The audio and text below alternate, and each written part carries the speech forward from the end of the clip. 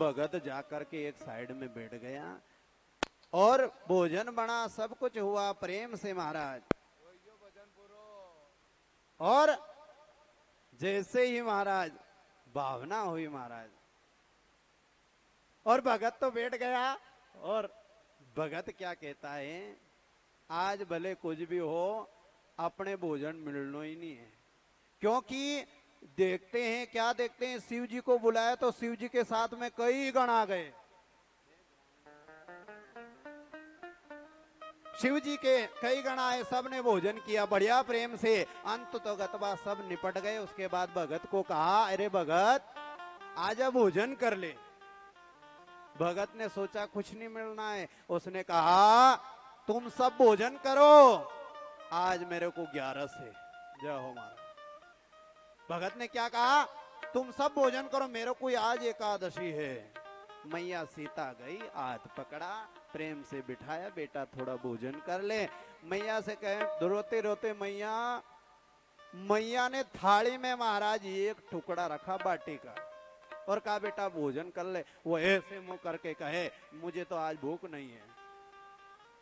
प्रेम से मैया ने माथे पे हाथ घुमाया, एक निवाला लिया, दाल में करके उसके मुंह में दिया महाराज। उसके जन्मों जन्मांतर की भूख शांत हो गई। बोले जगदम्बे मात की जय हो। दौड़ कर गया गुरुजी के पास, गुरुजी के चरणों में गिरा, कहते प्रभु आप दर्शन कर लो भगवान के। गुरुजी ने कहा, रे मूर्ख, भगवान कहाँ दर्शन देते हैं? अरे मैं 3, 4, 11 से उनको भोजन करा रहा हूं। अरे नहीं नहीं, अरे हाँ गुरुजी चलो। गुरुजी ने कहा ये पागल हो गया है, पर ठीक है इसकी बात मानते हैं। गुरुजी आए महाराज। गुरुजी के आश्रम के 4-5 चेला भी आए। आकर कहते हैं, ये बैठे राम जी, ये बैठी सीता जी, ये खड़े हनुमान जी, ये लक्ष्मण जी। गुरुजी को खुश नहीं दिखे। गुरुजी कह रहे मूर्ख, तुझे भोजन ही करना था, इतना भोजन करना था, शुरू से बोल देता, हम तुझे झूठ बोलने की क्या जरूरत थी। रो पड़ा महाराज भगत, रोते रोते कहता है प्रभु मेरी परीक्षा मत लीजिए। गुरुजी को यदि दर्शन नहीं दोगे तो गुरुजी मुझ पे कलंक लगा देंगे। हाथ जोड़े सच्ची भावना से रो पड़ा भगत। भगवान ने गुरुजी को दर्शन दे दिए। बोले राजा रामचंद्र भगवान की जय हो। जैसे ही दर्शन हुआ भगवान के, गुरुजी चरणों में गिर गए महाराज। भगवान के चरणों में गिरे, फिर भगत के चरणों में गिर गए। कहते वाह रे भगत, तेरे जैसे चेले यदि हर गुरु को मिल जाएं तो हर गुरु को भगवान के दर्शन हो जाए। वाह मेरे भगत। रोने लगे, गुरुजी के चरणों में शिष्य गिर गया। कहते हैं प्रभु आपकी कृपा से मैंने ठाकुर को भोग लगाया। यदि गुरुजी आप नहीं होते मुझे प्रेरणा देने वाले तो मुझे ठाकुर के दर्शन नहीं होते। इसलिए संतों ने कहा है, गुरुर ब्रह्मा गुरुर विष्णु गुरुर्देवो महेश्वरा गुरुर साक्षात् परब्रह्म तस्मै श्री गुरुवे नमः। अखंड मंडलाकारं व्याप्तं येन चराचरं तत्पदं दर्शितं येन तस्मै श्री गुरुवे नमः। चरणों में गिर गया, रोने लगा, वाह गुरुजी आपकी कृपा से मुझे ईश्वर ठाकुर मिल गए। संत कहते हैं भगवान की कृपा हो और अच्छा शिष्य मिल जाए महाराज तो गुरु को भी भगवान से मिला दे। ऐसी कृपा मेरे कन्हैया की होती है महाराज। तो भरत जी श्रद्धा से भले भोजन ज्यादा करे पर महाराज भगवान के परम भगत। घर वाले सब नाराज, ज्यादा भोजन करे नहीं, उनसे भाभियां भी नाराज रहे। हमारा देवर साहब तो घणो ज भोजन करे, क्योंकि उनको बनाना पड़े।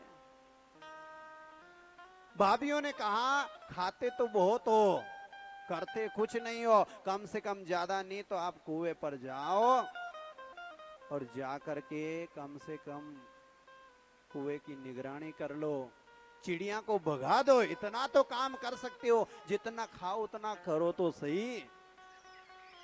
गए महाराज। और भरत जी तो संत हैं, और संत क्या करते मालूम, जा करके क्या कहते हैं, ऊपर चबूतरे पर बैठे, हाथ में एक तगारी ले ली, एक डंडा लिया और डंडे से ध्वनि बजाते हुए क्या कहते हैं मालूम, राम जी की चिड़िया ने राम जी का खेत, खाओ मेरी चिड़िया भर भर पेट। राम जी की चिड़िया ने राम जी खाओ मेरी चिड़िया भर भर पेट। राम जी की चिड़िया ने राम जी को खेत, खाओ मेरी चिड़िया भर भर पेट। राम जी का खेत, खाओ मेरी चिड़िया भर भर पेट। हरि बोल।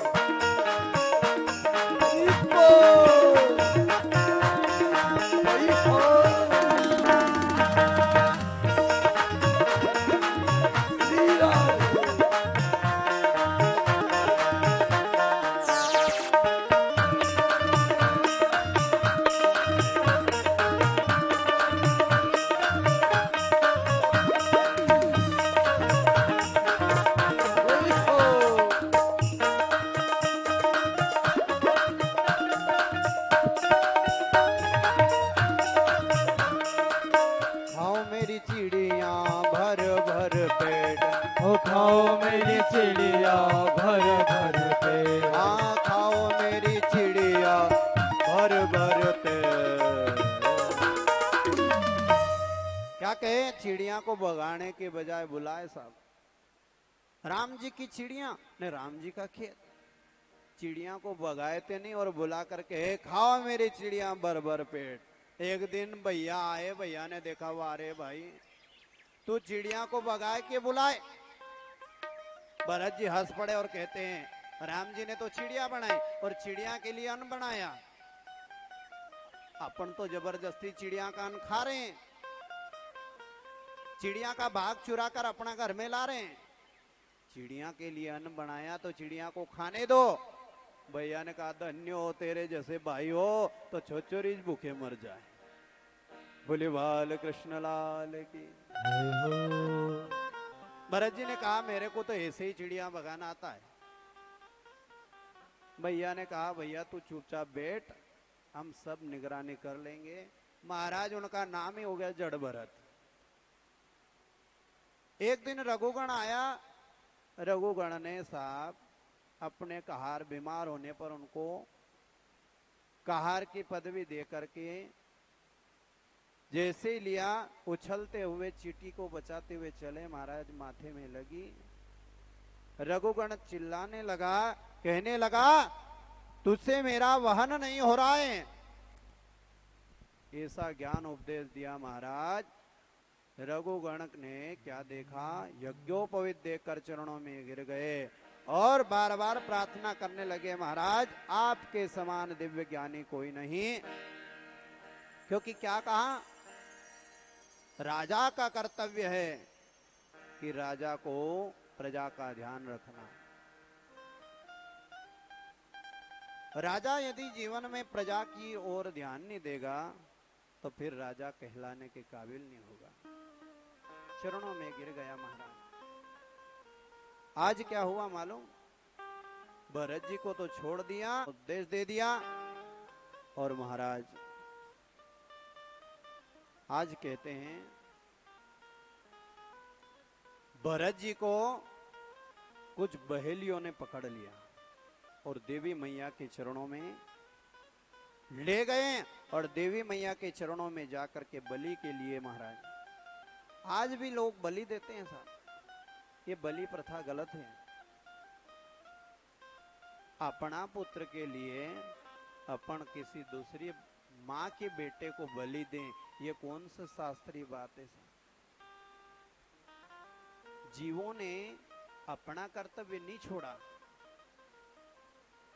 हिरण कभी मांस भक्षण नहीं करता, शेर कभी चारा नहीं खाता, पर मनुष्य कैसा है महाराज? मनुष्य सब कुछ खा जाता है। पशु अपना धर्म नहीं छोड़े, पर मनुष्य ने अपना धर्म छोड़ दिया साहब। और धर्म तो ठीक, खान पान ऐसा बनाया साहब, आए दिन खबरों में देखते हैं हम, चीन ने ऐसे ऐसे भक्षण करना शुरू कर दिया कि क्या कहा जाए।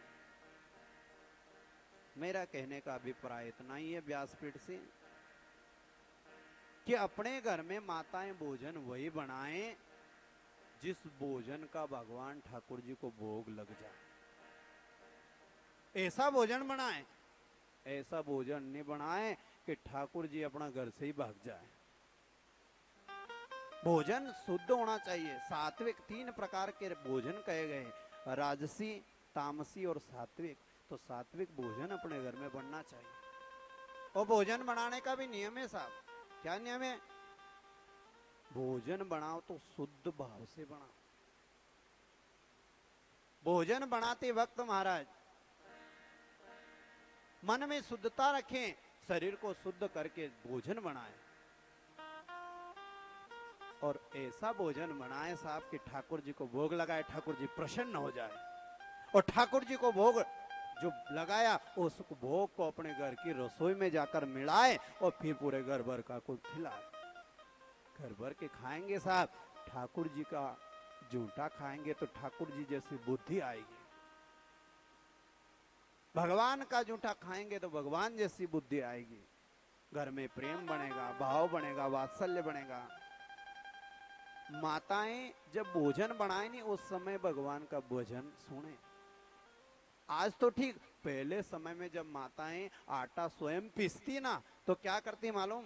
गट्टी पीसती और उसमें भजन गाते हुए गट्टी पीसती। धान कुटती तो धान कुटते कुटते महाराज भजन गाते हुए धान कुटती। तो पहले के बच्चे कैसे होते थे? भगवान के भगत जैसे ध्रुव और प्रहलाद जैसे। आजकल माताएं महाराज चक्की ऑटोमेटिक, चक्की का बटन ऑन करके मोबाइल को अपने हाथ में लेगी, दिन भर मोबाइल पे। तो बच्चा जन्म लेते ही बराबर मोबाइल ढूंढेगा। वो भी सभ्य समाज में बच्चे जाएंगे तो क्या करेंगे मालूम? समाज में 5-7 ऐसी कुर्सियां लगाएंगे और जाकर बैठेंगे और बैठ करके क्या करेंगे मालूम? कोई बातचीत करना नहीं, बस जय श्री कृष्ण जय श्री कृष्ण।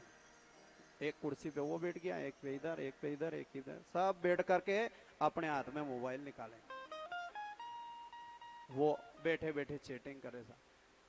5 कुर्सी उधर बैठे उस व्यक्ति से डायरेक्ट बात नहीं करेंगे, उससे मोबाइल से चैटिंग करके बात करेंगे। क्या कर रहे हो? और माताएं भी यही हाल साहब, मोबाइल के सहारे चल रहे हैं। तो जीवन भी मोबाइल में ही हो गया। फिर यहाँ बैठे हैं तो ऐसा मोबाइल का उपयोग कम ही करते होंगे। हम कहीं कहीं जाते हैं वहां देखते हैं महाराज शुद्ध भाव से, शुद्ध प्रेम से, वात्सल्य भाव से यदि भजन सुनते हुए अपन भोजन बनाएंगे तो उस भोजन का स्वाद अलग होगा। ने गाने सुनते हुए, व्हाट्सएप से चैटिंग करते हुए, फेसबुक इंस्टाग्राम पर ऑनलाइन देखते हुए यदि भोजन बनाएंगे तो नमक ज्यादा डल जाएगा। किसी मित्र का फोन आ गया तो मिर्ची ज्यादा। और जब ऐसा ही होगा तो घर के पुरुष आएंगे, वो भोजन करेंगे तो वो भी आकर के क्या करेंगे मालूम? भोजन पर ध्यान नहीं देंगे, वो भी मोबाइल लेकर बैठ जाएंगे। अब जब मिर्ची ज्यादा होगी तो चीड़ तो बाहर की लेकर आएंगे, घर में आते ही बराबर चिढ़ाना शुरू, तो महाराज घर में रोज महाभारत होगी। बोले बाल कृष्ण लाल की जय हो। फिर इस गांव में तो ये समस्या नहीं होगी। पर कहीं कहीं जाते तो देखते हैं। तो महाराज आज क्या हुआ मालूम?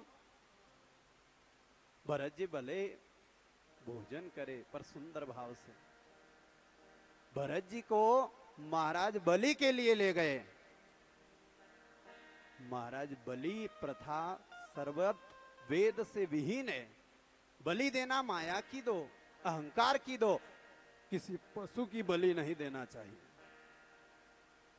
अपने पुत्र के लिए किसी दूसरे के पुत्र को मारना कौन सा धर्म है साहब? मान करो तो ऐसी करो, हे ठाकुर जी आपके लिए भंडारा कराऊंगी, हे ठाकुर जी आपके लिए मावा बटाऊंगी, हे ठाकुर जी आपकी कथा करवाऊंगी, हे ठाकुर जी आपको अपने घर बुलाऊंगी, ऐसी मान करो। किसी जीव की हिंसा करके साहब, अहिंसा परमो धर्म मानने वाला वेद कभी ये नहीं कहता कि आप बलि प्रदान करो। और महाराज आज बलि के लिए भरत जी को ले गए। सब बहेलियों ने जो ले जाकर के मावा खिलाया, मिष्ठान खिलाया, चकाचक नहलाया धुलाया, सब चकाचक करके जैसे ही महाराज मैया रानी के सामने खड़ा किया, चकाचक तलवार निकाली। और तलवार जैसे ही निकाली, भरत जी ने कहा ये क्या है? तो बहेलियों ने क्या कहा? ये मावा मिष्ठान तो तूने श्रद्धा से भोजन किया, तब मरने के लिए तैयार हो जा बलि के लिए। महाराज हाथ जोड़े भरत जी ने और प्रार्थना करी मैया से।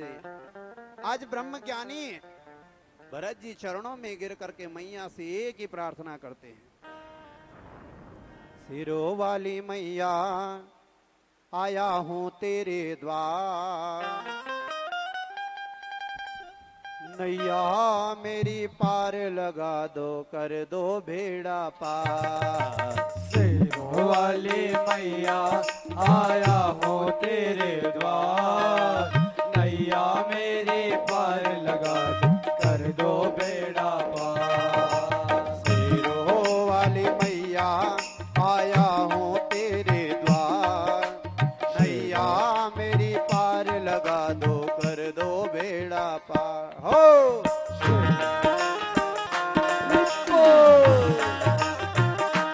सच्चे मन से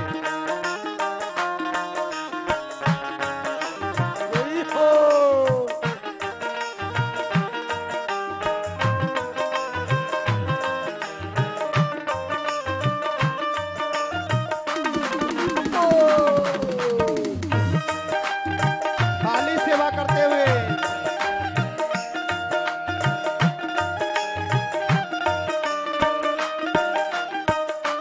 और अपन सब मैया शेरों वाली नव दुर्गा की चरणों में बैठ करके भगवान का सत्संग सुन रहे हैं। तो मैया से क्या कहें? दर्शन देकर मेरी बिगड़ी बना दो, छाया अंधियारा ज्योति ज्ञान की जगा दो। दर्शन देकर मेरा बिगड़ी बना दो, छाया अंधियारा मैया ज्ञान की जला दो। ज्ञान की गंगा में बहे सारा संसार, ज्ञान की गंगा में बहे सारा संसार। नैया मेरी पार कर दो बेड़ा पार। हो नैया मेरी पार लगा दो, कर दो। दोनों हाथ उठाकर ताली सेवा करते हुए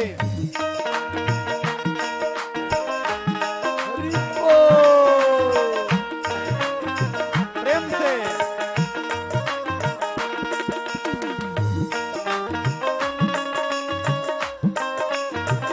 हरि बोल।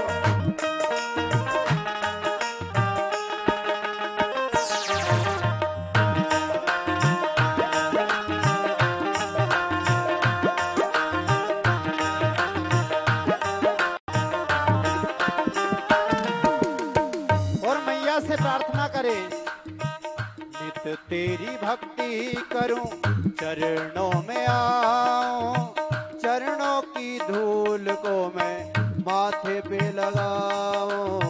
नित तेरी भक्ति करूं, चरणों में आऊं, चरणों की धूल में मैं माथ पे लगाओ। शरणामृत पाकर अरे शरणामृत पाकर हुआ मैं भव पार। मैया मेरी पार लगा दो कर दो बेड़ा। दोनों हाथ उठाकर शेरों वाली मैया आया हूँ तेरे द्वार। मैया मेरी पार लगा कर दो बेड़ा पार। बड़े भाव से सबका हाथ दुखवा लगी या कहीं ऐसे हाथ खड़े करके भाव से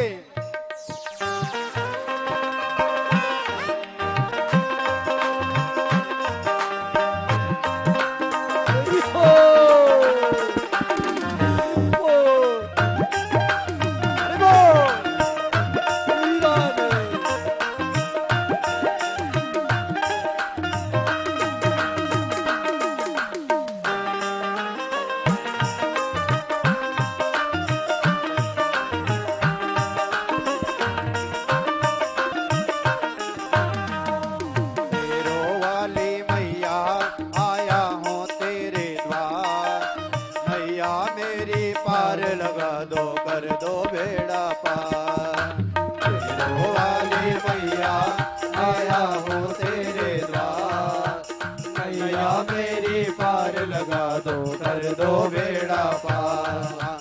मैया मेरी पार लगा दो कर दो बेड़ा पार। मैया मेरी पार लगा दो कर दो बेड़ा पार।